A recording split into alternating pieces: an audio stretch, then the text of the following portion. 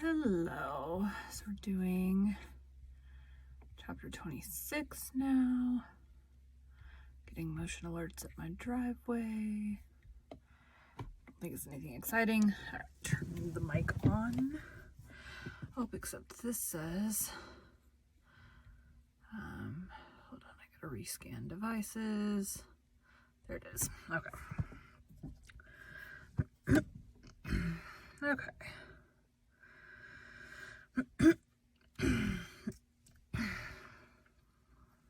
throat stuff's driving me crazy. Okay. Welcome to Bite at a Time Books, where we read you your favorite classics one bite at a time. My name is Bree Carlisle, and I love to read and wanted to share my passion with listeners like you. If you enjoy our show, be sure to follow us so you get all the new episodes. If you want to see exclusive behind the scenes of our show, join our Patreon. We would also love for you to drop us a rating on your favorite podcast platform and share our show with your friends. You can catch us on all the social medias at Bite at a Time Books. We are now part... My kid's yelling at something. We are now part of the Bite at a Time Books Productions Network. If you ever wondered what inspired your favorite classic novelists to write their stories, what was happening in their lives or the world at the time, check out Bite at a Time Books Behind the Story, wherever you listen to podcasts. Today we'll be continuing Jane Eyre by Charlotte Bronte.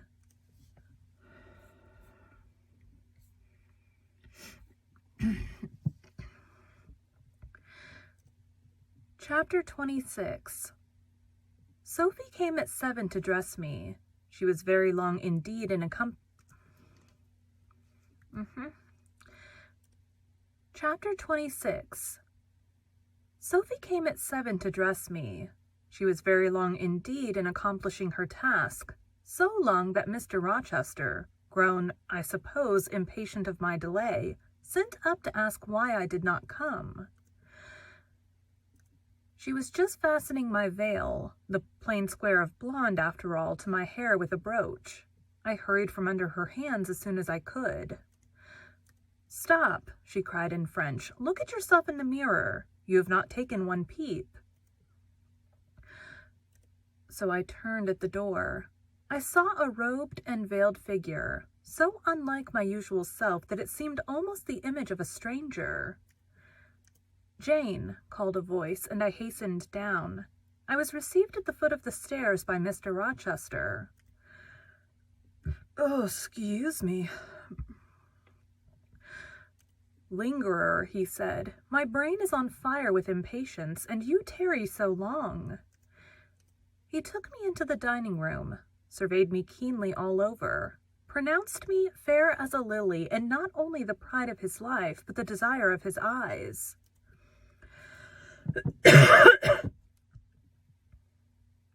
Ow. And then, telling me he would give me but 10 minutes to eat some breakfast, he rang the bell. One of his lately hired servants, a footman, answered it.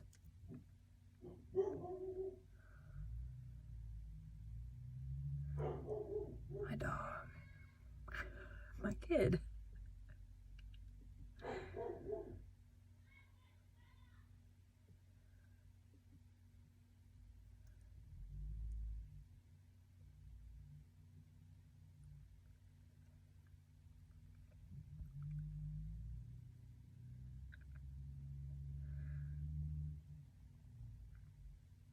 "Is John getting the carriage ready?"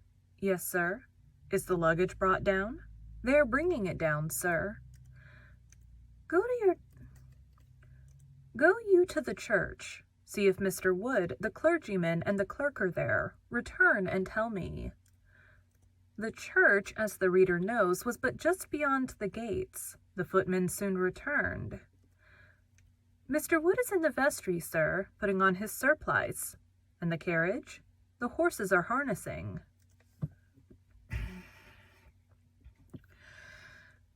"We shall not want it to go to church, but it must be ready the moment we return. All the boxes and luggage arranged and strapped on, and the coachman in his seat." Yes, sir. Jane, are you ready? I rose. There were no groomsmen, no bridesmaids, no relatives to wait for or marshal, none but Mr. Rochester and I. Mrs. Fairfax stood in the hall as we passed. I would fain have spoken to her, but my hand was held by a grasp of iron. I was hurried along by a stride I could hardly follow, and to look at Mr. Rochester's face was to feel that not a second of delay would be tolerated for any purpose.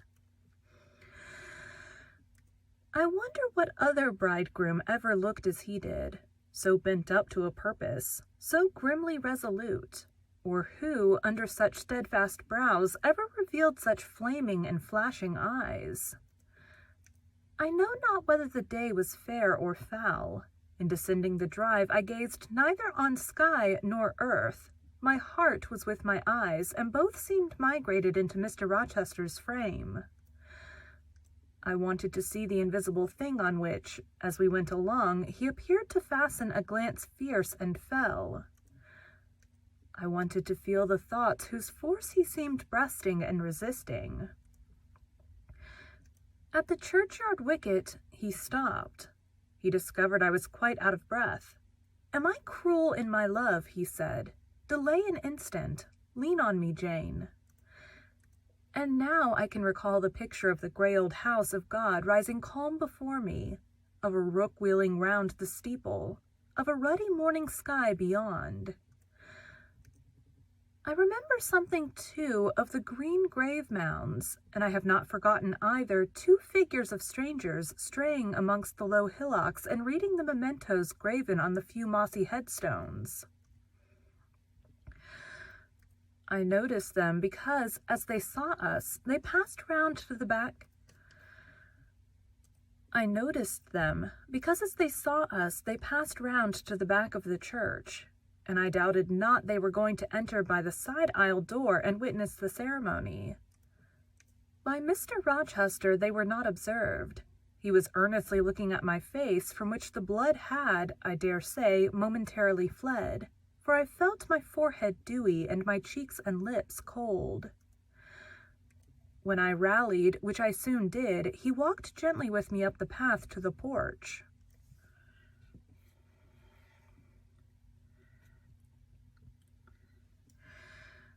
We entered the quiet and humble temple.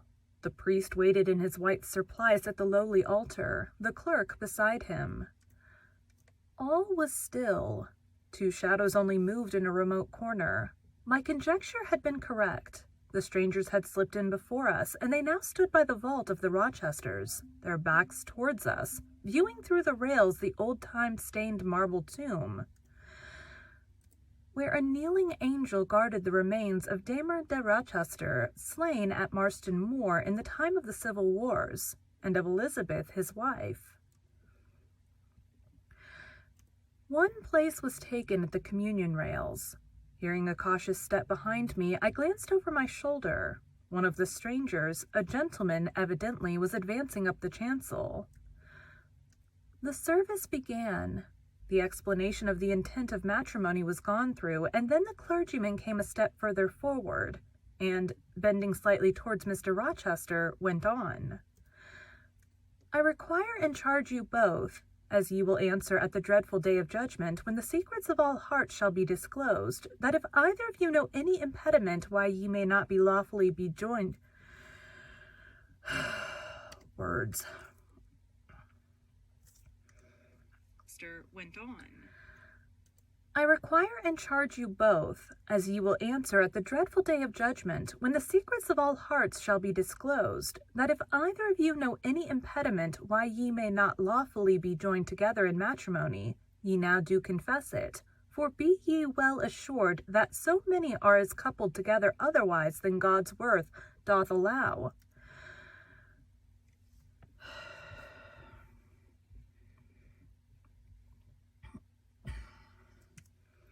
For be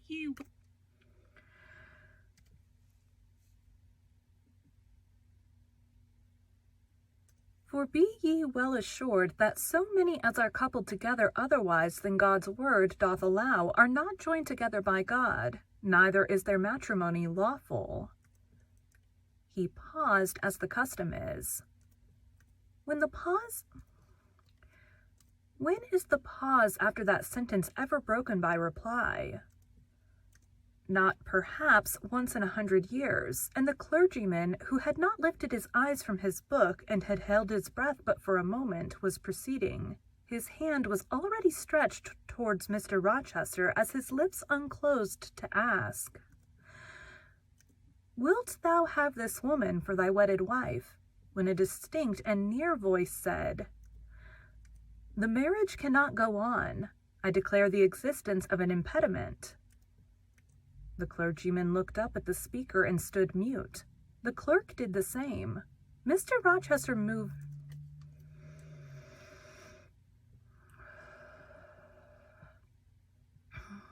I don't feel very sick, but my breathing is hard.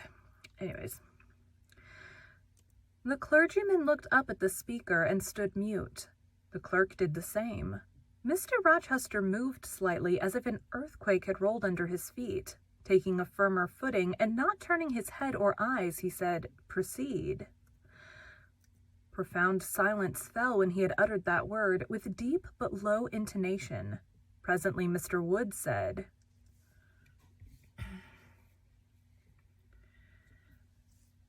"I cannot proceed without some investigation into what has been asserted and evidence of its truth or falsehood." "The ceremony is quite broken off," subjoined the voice. "The ceremony is quite broken off," subjoined the voice behind us. "I am in a condition to prove my allegation. An insuperable impediment to this marriage exists." Mr. Rochester heard, but heeded not. He stood stubborn and rigid, making no movement but to possess himself of my hand. What a hot and strong grasp he had, and how like quarried marble was his pale, firm, massive front at this moment. How his eyes shone, still watchful and yet wild beneath. Mr. Wood seemed at a loss. "What is the nature of the impediment?" he asked. "Perhaps it may be got over, explained away?" "Hardly," was the answer. "I have called it insuperable, and I speak advisedly." The speaker came forward and leaned on the rails. He continued uttering each word distinctly, calmly, steadily, but not loudly.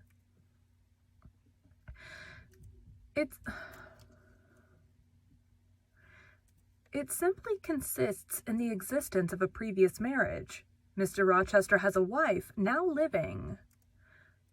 My nerves vibrated to those low-spoken words as they had never vibrated to thunder. My blood felt their subtle violence as it had never felt frost or fire, but I was collected and in no danger of swooning. I looked at Mr. Rochester. I made him look at me. His whole face was colorless rock. His eye was both spark and flint. He disavowed nothing. He seemed as if he would defy all things. Without speaking, without smiling, without seeming to recognize in me a human being, he only twined my waist with his arm and riveted me to his side. "Who are you?" he asked of the intruder. "My name is Briggs, a solicitor of Street, London." "And you would thrust on me a wife?"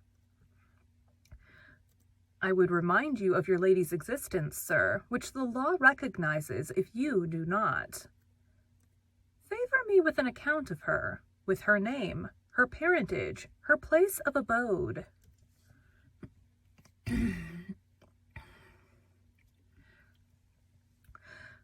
"Certainly." Mr. Briggs calmly took a paper from his pocket and read out in a sort of official, nasal voice. "I affirm and can prove that on the 20th of October, A.D., a date of 15 years back, Edward Fairfax Rochester of Thornfield Hall in the county of, and of Ferndean Manor in shire, England, was married to my sister Bertha Antonetta Mason, daughter of Jonas Mason, merchant, and of Antonetta his wife, a Creole at Church, Spanish Town, Jamaica." The record of the marriage will be found in the register of that church. A copy of it is now in my possession. Signed, Richard Mason. That, if a genuine document, may prove I have been married, but it does not prove that the woman mentioned therein as my wife is still living. She was living 3 months ago, returned the lawyer. How do you know? I have a witness to the fact, whose testimony even you, sir, will scarcely controvert. Produce him or go to hell. I will produce him first. He is on the spot. Mr. Mason, have the goodness to step forward.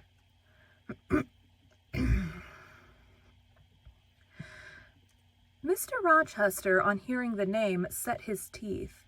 He experienced, too, a sort of strong convulsive quiver. Near to him as I was, I felt the spasmodic movement of fury or despair run through his frame. The second stranger, who had hitherto lingered in the background, now drew near. A pale face looked over the solicitor's shoulder. Yes, it was Mason himself. Mr. Rochester turned and glared at him. His eye, as I have often said, was a black eye. It had now a tawny, nay, a bloody light in its gloom, and his face flushed. Olive cheek and hueless forehead received a glow as from spreading, ascending heart fire, and he stirred. Lifted his strong arm, he could have struck Mason. Dashed him on the church floor, shocked by ruthless blow the breath from his body. But Mason shrank away and cried faintly, "Good God!" Contempt fell cool on Mr. Rochester. His passion died as if a blight had shriveled it up. He only asked, "What have you to say?" An inaudible reply escaped Mason's white lips.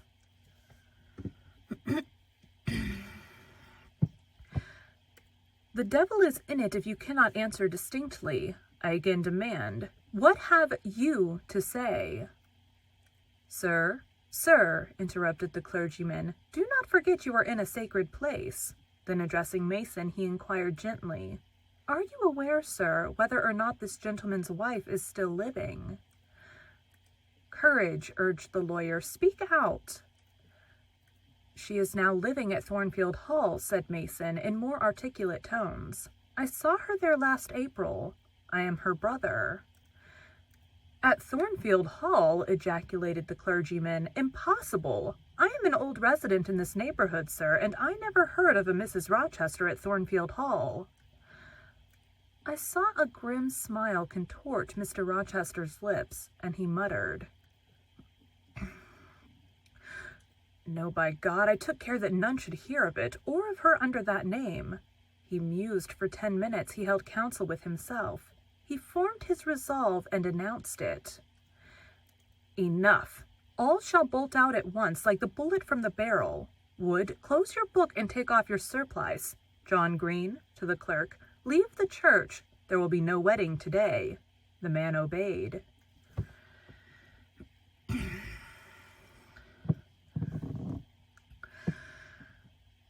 Mr. Rochester continued heartily and recklessly.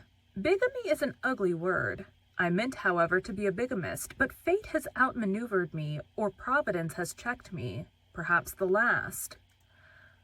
I am little better than a devil at this moment, and, as my pastor there would tell me, deserve no doubt the sternest judgments of God, even to the quenchless fire and deathless worm. Gentlemen, my plan is broken up. What this lawyer and his client say is true. I have been married, and the woman to whom I was married lives. Excuse me. You say you never heard of a Mrs. Rochester at the house up yonder, Wood, but I dare say you have many a time inclined your ear to gossip about the mysterious lunatic kept there under watch and ward. Some have whispered to you that she is my bastard half-sister, some my cast-off mistress. I now inform you that she is my wife, whom I married 15 years ago, Bertha Mason by name, sister of this resolute personage, who is now, with his quivering limbs and white cheeks, showing you what a stout heart men may bear. Cheer up, Dick. Never fear me. I'd almost as soon strike a woman as you. Bertha Mason is mad, and she came of a mad family. idiots and maniacs through 3 generations. Her mother, the Creole, was both a madwoman and a drunkard, as I found out after I had wed the daughter, for they were silent on family secrets before. Bertha, like a dutiful child, copied her parent in both points. I had a charming partner, pure, wise, modest. You can fancy I was a happy man. I went through rich scenes. Oh, my experience has been heavenly if you only knew it, but I owe you no further explanation. Briggs, Wood, Mason, I invite you all to come up to the house and visit Mrs. Poole's patient and my wife. You shall see what sort of a being I was cheated into espousing, and judge whether or not I had a right to human. Undo. Further explanation. Briggs, Wood, Mason, I invite you all to come up to the house and visit Mrs. Poole's patient and my wife. You shall see what a sort...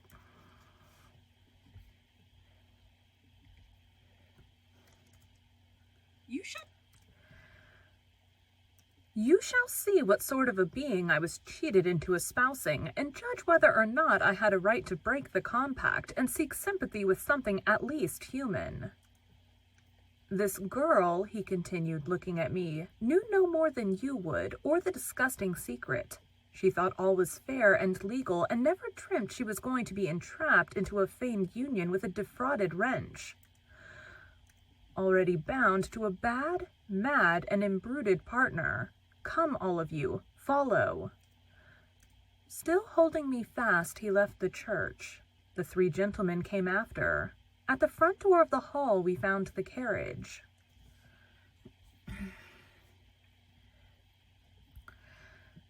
Take it back to the coach house, John, said Mr. Rochester. Take it back to the coach house, John, said Mr. Rochester coolly. It will not be wanted today. At our entrance, Mrs. Fairfax, Adele, Sophie, Leah advanced to meet and greet us. To the right about, every soul, cried the master. Away with your congratulations. Who wants them? Not I. They are 15 years too late. He passed on and ascended the stairs, still holding my hand and still beckoning the gentlemen to follow him, which they did. We mounted the first staircase, passed up the gallery, proceeded to the 3rd story. The low black door opened by Mr. Rochester's master key admitted us to the tapestried room with its great bed and its pictorial cabinet. I think I said that weird. Listen. Its great bed and its pictorial cabinet. That's fine. You know this place, Mason, said our guide. She bit and stabbed you here. He lifted the hangings from the wall, uncovering the 2nd door. This, too, he opened. In a room without a window, there burnt a fire guarded by a high and strong fender, and a lamp suspended from the ceiling by a chain. Grace Poole bent over the fire, apparently cooking something in a saucepan. In the deep shade at the further end of the room, a figure ran backwards and forwards. What it was, whether beast or human being, one could not at first sight tell. It groveled, seemingly on all fours. It snatched and growled like some strange wild animal, but it was covered with clothing, and a quantity of dark grizzled hair, wild as a mane, hid its head and face. Good morrow, Mrs. Poole, said Mr. Rochester. How are you, and how is your charge today? We're tolerable, sir, I thank you, replied Grace, lifting the boiling mess carefully onto the hob. Rather snappish, but not rageous. A fierce cry seemed to give the lie to her favorable report. The clotted hyena rose... Oh my gosh. A fierce cry seemed to give the lie to her favorable report. The clothed hyena rose up and stood tall on its hind feet. Ah, sir, she sees you, exclaimed Grace. You'd better not stay. Only a few moments, Grace. You must allow me a few moments. Take care then, sir. For God's sake, take care.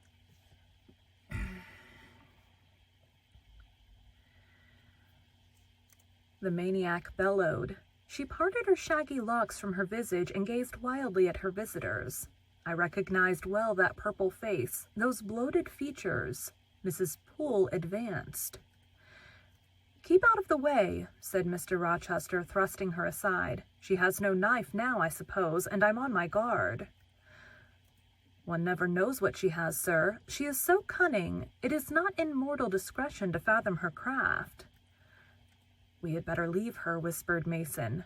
"Go to the devil," was his brother-in-law's recommendation.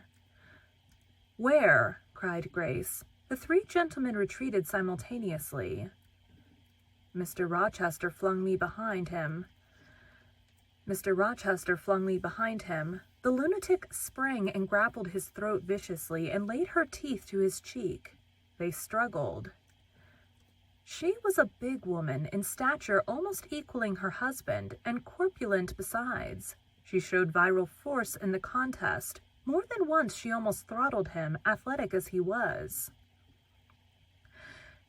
He could have settled her with a well-planted blow, but he would not strike. He would only wrestle. At last he mastered her arms. Grace Poole gave him a cord, and he pinioned them behind her with more rope, which was at hand. He bound her to a chair. The operation was performed amidst the fiercest yells and the most convulsive plunges. Mr. Rochester then turned to the spectators. He looked at them with a smile both acrid and desolate. "That is my wife," said he. "Such is the sole conjugal embrace I am ever to know. Such are the endearments which are to solace my leisure hours. And this is what I wish to have," laying his hand on my shoulder. "This young girl who stands so grave and quiet at the mouth of hell, looking collectedly at the gambols of a demon. I wanted her just as a change after that fierce rag-out." "Wood and Briggs, look at the difference. Compare these clear eyes with the red balls yonder, this face with that mask, this form with that bulk. Then judge me, priest of the gospel and man of the law, and remember with what judgment ye judge, ye shall be judged. Off with you now, I must shut up my prize." We all withdrew. Mr. Rochester stayed a moment behind us to give some further order to Grace Poole. The solicitor addressed me as he descended the stair.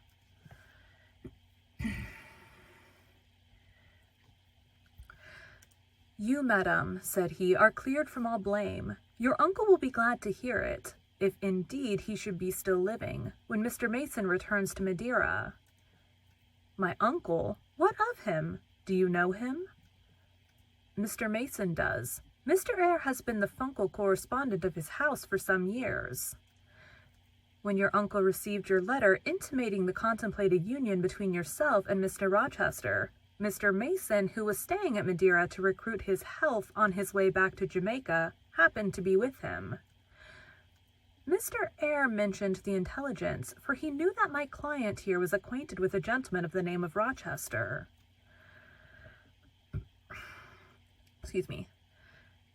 Mr. Mason, astonished and distressed as you may suppose, revealed the real state of matters. Your uncle, I am sorry to say, is now on a sick bed, from which, considering the nature of his disease, decline, and the stage it has reached, is unlikely he will ever rise.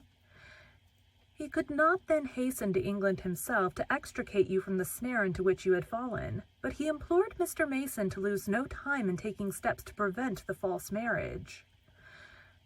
He referred him to me for assistance. I used all dispatch and am thankful I was not too late, as you doubtless must be also.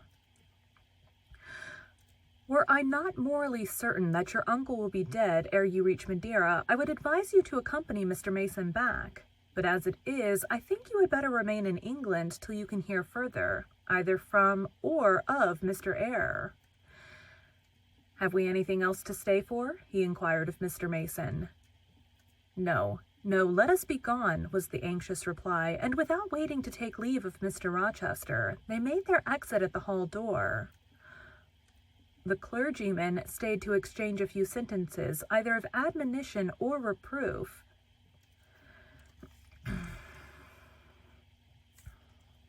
Exit at the hall door. The clergyman stayed to exchange a few sentences, either of admonition or reproof. With his haughty parishioner, this duty done, he too departed.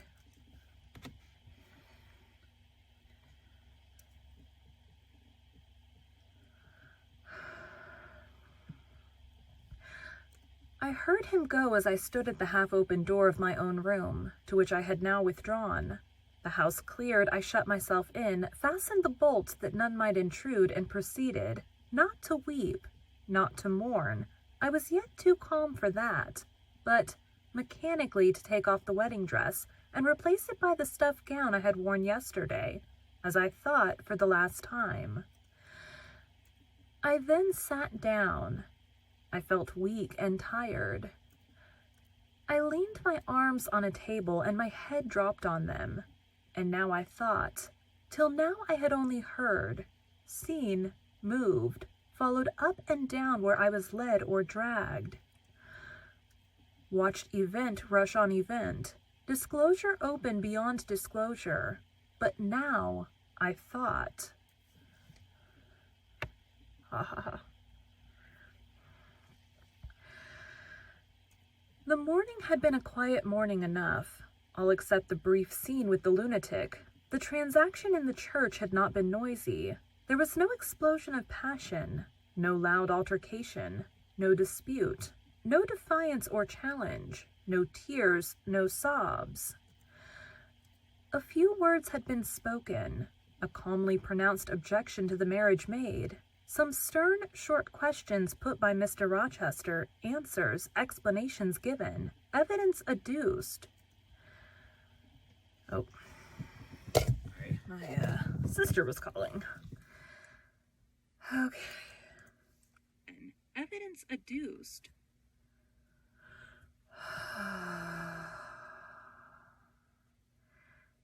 An open admission of the truth had been uttered by my master.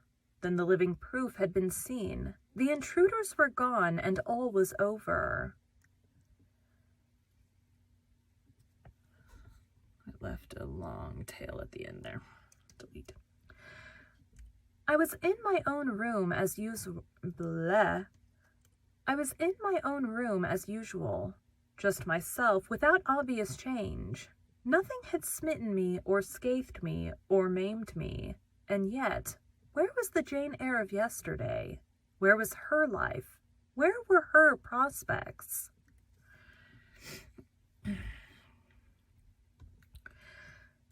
Jane Eyre, who had been an ardent, expectant woman, almost a bride, was a cold, solitary girl again.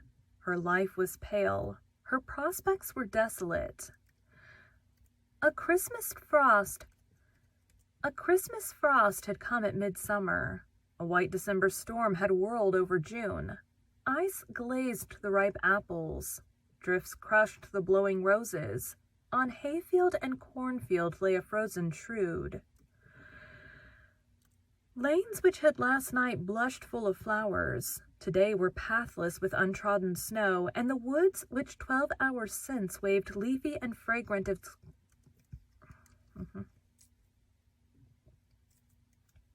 A frozen shrew.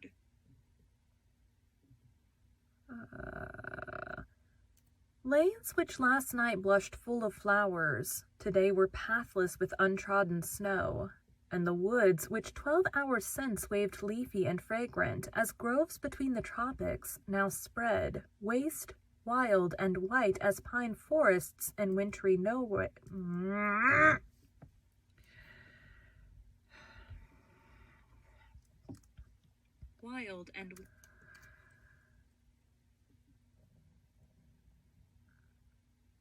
Wild and white as pine forests in wintry Norway.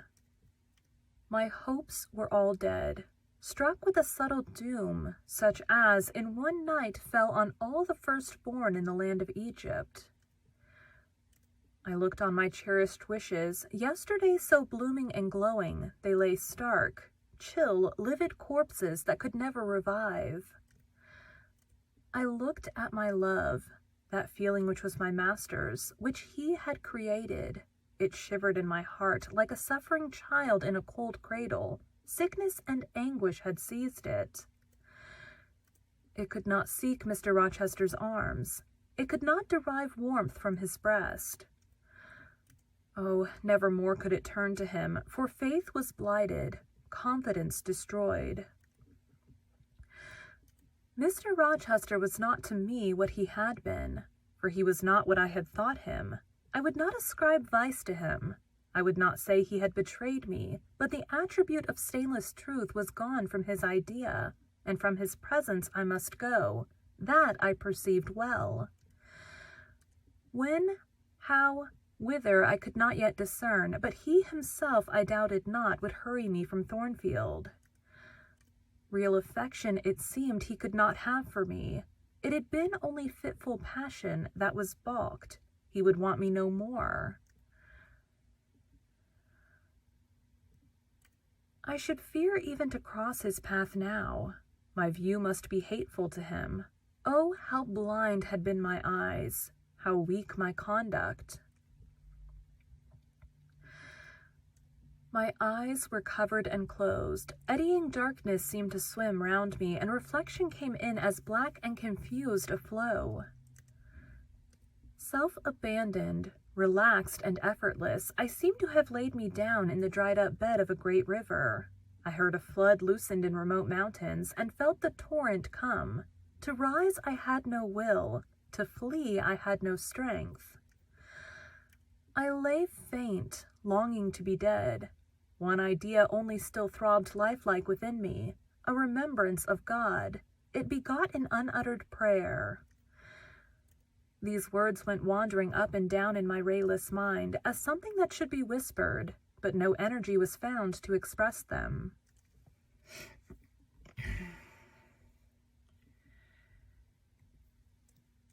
Be not far from me, for trouble is near. There is none to help. It was near, as I had lifted no petition to heaven to avert it, as I had neither... It was near, as I had not... It was near, as I had lifted no petition to heaven to avert it, as I had neither joined my hands, nor bent my knees, nor moved my lips. It came, in full heavy swing the torrent poured over me.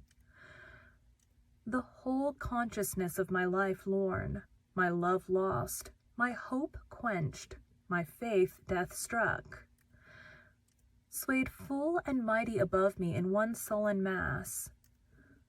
That bitter hour cannot be described. In truth, the waters came into my soul. I sank in deep mire. I felt no standing. I came into deep waters. The floods overflowed me. Some of these chapters end really weird.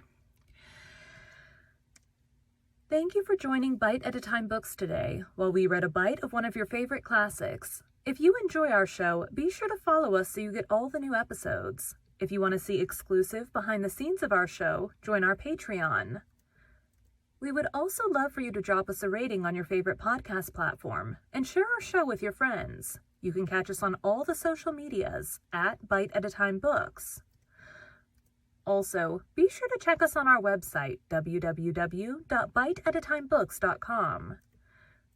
We are now part of the Bite at a Time Books Productions Network. If you ever wondered what inspired your favorite classic novelists to write their stories, what was happening in their lives or the world at the time, check out Bite at a Time Books Behind the Story, Tuesdays wherever you listen to podcasts. Again, my name is Bree Carlisle, and I hope you come back tomorrow while we take the next bite of Jane Eyre. Excuse me. All right, thanks, guys.